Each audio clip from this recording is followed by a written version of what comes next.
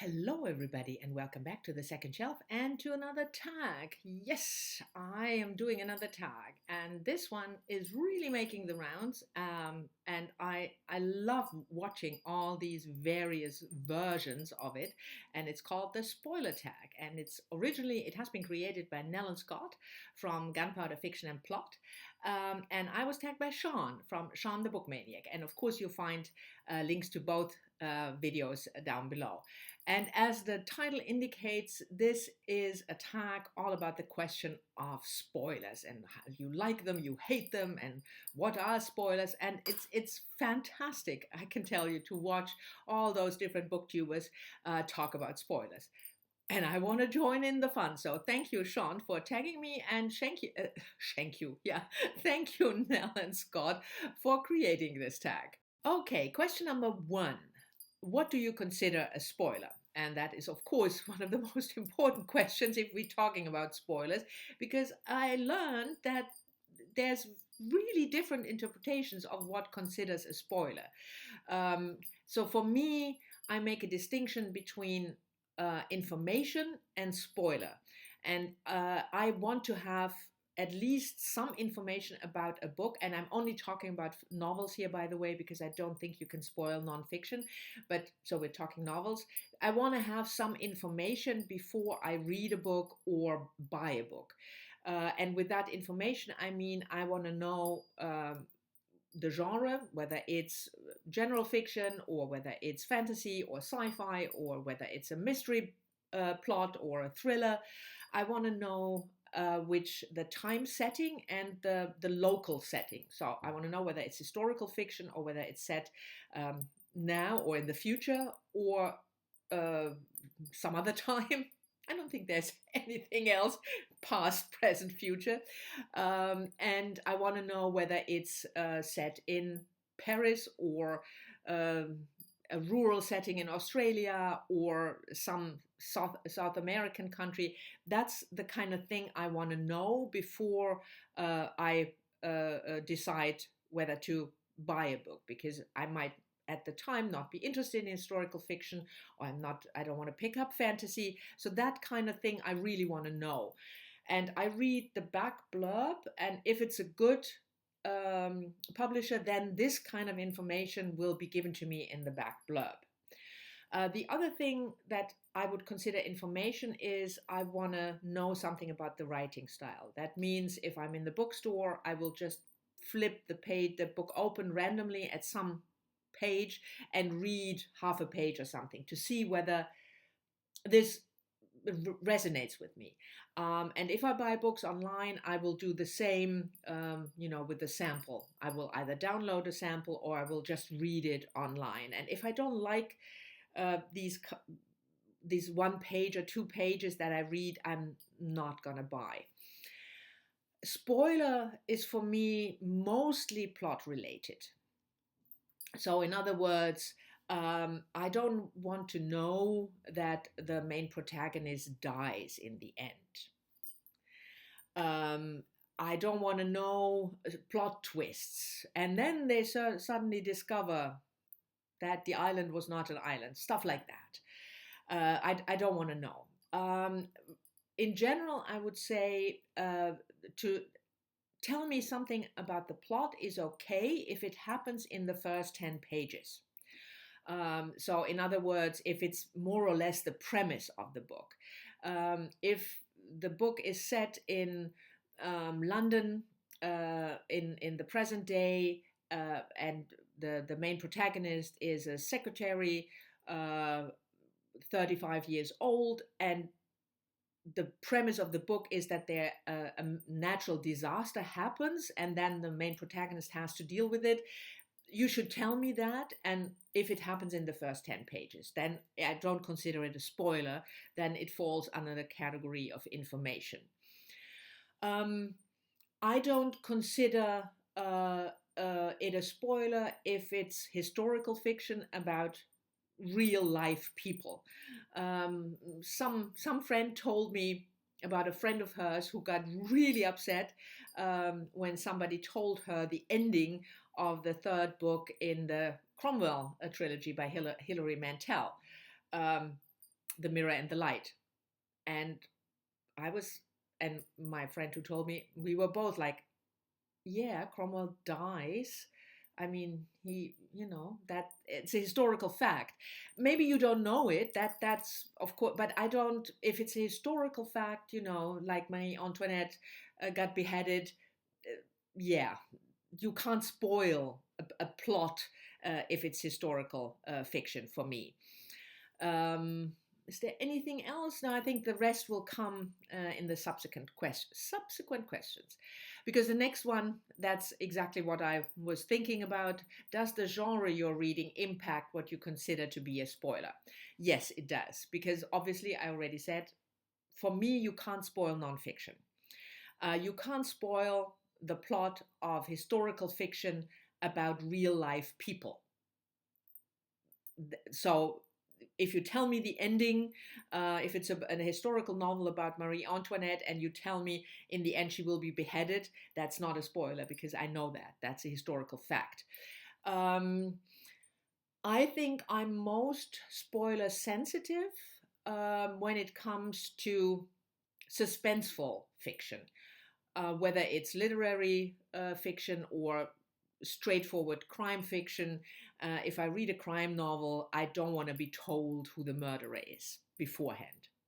We will come to the exceptions in a minute. So it certainly depends on what kind of book it is, what kind of genre it is, whether I consider something that is really plot related, a plot twist, or an ending, a spoiler. Let me see here. Number 3, all the best bits are in the trailer, is the assumption. And sometimes a synopsis can be too detailed. Do you research books prior to reading them, or do you go in blind? I research the author oftentimes. Look, if I'm not familiar with the author, if I haven't read anything else yet by the author, or if it's a debut author, and I would research just the things that I told you for question 1. So I want to know the setting. I want to know who is the main protagonist. I want to know which time it's set in and whether it's a particular genre, whether it's middle grade or YA. I didn't mention that, but I want to know that. But that's basically it. So I don't do extensive research. And what I certainly don't do is read reviews. Because what I don't want to know before I read a book is other people's opinions. Other than I liked it, I didn't like it. But I don't want to have, an extensive expose of something or other, that the characters were well drawn, even if there's no spoiler. But I don't want to know that. I don't want to know really any details of your opinion of the book. So I never read reviews before I read a book, unless it's nonfiction. Again, this only concerns fiction. I don't read reviews. I read the review afterwards, and then most of the time I get angry because I disagree, and that's fun because that's part of the discussion. Sometimes, question number 4. Sometimes the introduction or translator's notes can spoil the ending, especially for classics. Has this ever happened to you? No. First of all, I don't read the introduction before I read the book, ever. I oftentimes don't read the introduction at all. But I read the translator's notes if it's really something that tells me I translated a certain Chinese term into this and that. That is helpful for the context. But I'm not reading introductions, like the 50th anniversary edition of something, and then some big name gives an introduction, or the place of the book, if it's a classic, the place of the book in the canon. No. If I'm interested, I will read it afterwards. And I will readily admit that sometimes means that I miss stuff in the book. If I read the introduction once I finished and there is something in there that would have probably maybe helped me to understand the book better or to have a different perspective. Yeah, that's true. But still, I know that. And that's just something that I accept because I don't like to read the introduction beforehand. So that's just not what I do. And with classics, that was the other part of the question. I mean, with most classics, at least the Western classics that are very well known, like Jane Austen novels or the Odyssey, stuff like that. I know what happens. I knew what happened in Pride and Prejudice before I read the book. So it's very hard to spoil these kind of books, at least for me, because you know what happens in the Odyssey, and you know what happens in Pride and Prejudice. I might have even seen the movie before I read the book. So with classics, I'm quite chill when it comes to spoilers, but I still don't read the introduction because I don't want to know what somebody else is going to tell me about the book. I think that's the main point. Because that's not a question, but I think I have to add something.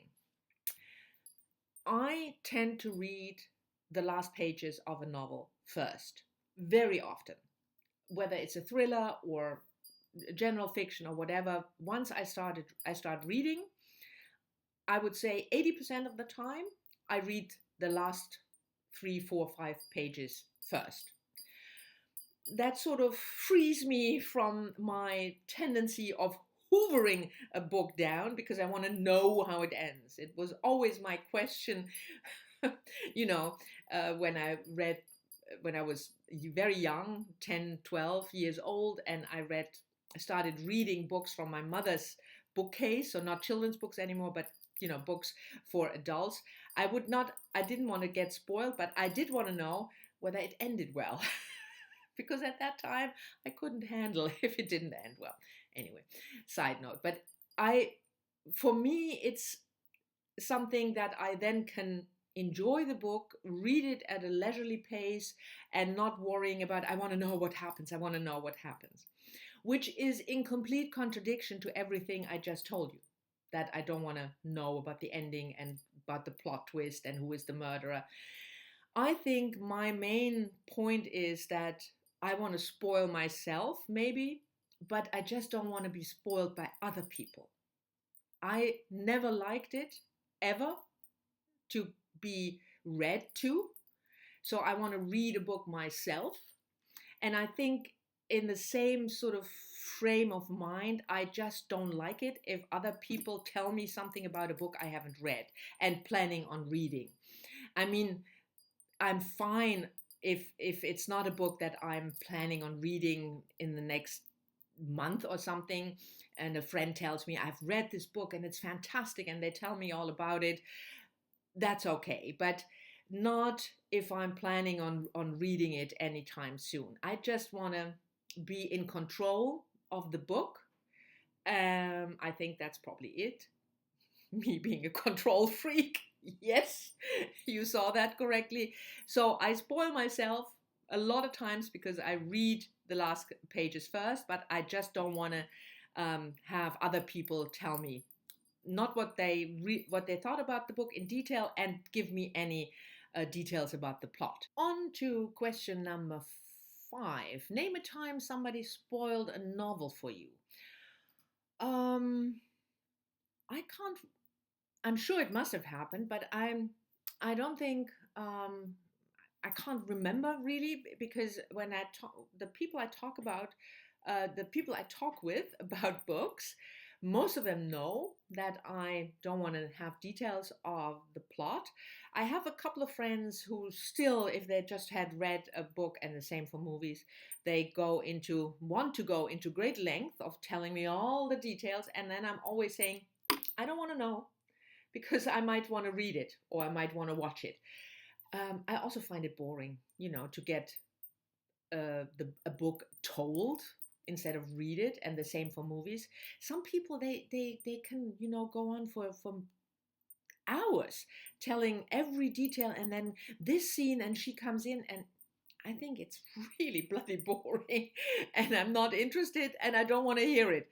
So I will cut them short, politely and very friendly, and they will be offered another piece of cake or something, but I don't want to hear it. Question number 6. Have you ever spoiled a novel for somebody else? Yeah, I'm sure I did. I was, because not on purpose, but because spoilers consist, or the definition of spoilers is so different for various people, that it might be a spoiler if I tell somebody that the book is set in the Middle Ages.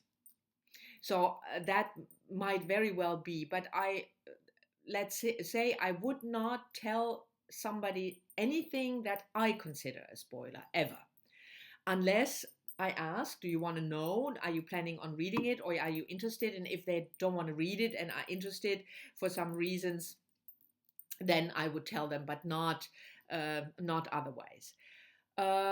If spoiler number 7, if spoiler ruin novels, are there some authors or genre you can't reread? No. The pleasure of rereading, as you know, I'm a very plot-oriented reader. So for me, the pleasure in the first read is really discovering the plot and what happens to the characters, and the twists and turns, or if not, if it's a very quiet book. And for me, the pleasure of rereading is revisiting that feeling that I had when I read the book. So it's not about discovering the plot twist or the ending for the first time, but it's the pleasure of revisiting a feeling that I had when I read that book. Or that can also mean that can also mean, the pleasure of revisiting a certain writing style. When Edith Wharton, I reread her books, Age of Innocence in particular, but also The House of Mirth, because I think it's so beautifully written, and it's just a pleasure. It's like a walk in a golden sunshine, and that's the reason I reread it. I can remember how the book ended and what happened, but that's not, for me, never a reason to reread it. And besides, I'm somebody who can dive into a plot that I know and still get suspenseful, feel the suspense. I can watch a soccer game, I don't know, some championship game where Germany played Holland in 1974, and I know who won, and I'm still get heart palpitations. Yeah, that's just who I am. So once I'm in the story or in the soccer game, it doesn't matter that I know what happened. I mean, I watch movies the same way. So there you go. Number 8, when you're reviewing, are you spoiler free? Does this limit your ability to discuss? Spoiler free in the sense of how I define spoilers. I give a synopsis of the book, and in that synopsis, I talk about the setting, the time it's set in, who is the main protagonist, and what the gist of the story is, whether it's a story about revenge or a story about a love affair or a love triangle, or whether it's a story of discovery. I will tell that. So things that I consider information, I will tell. I think it limits the discussion, because no, let me rephrase that. The only time that I'm really talking spoilers is when I thoroughly dislike a book and I want you to hear why. Because oftentimes then I have to tell you something about the story, especially if I hate a plot twist, or if I feel there are plot holes or the characters do something that is really just there because it's needed for the plot, and I want to give you examples, then so my if I rant about the book about a book, then I will probably tell you this might have spoilers. And to come back to the question of limits, yes, I think um, what you can't really discuss then is an ending. And I will also probably give a spoilery review about the book if I think it's important to talk about the ending. Because if sometimes the ending really made the book, worthless for me almost. The book was great and it was fantastic, and then the ending came and it was such a letdown. But the opposite happens also. And if I want to talk about that, I have to tell you the ending.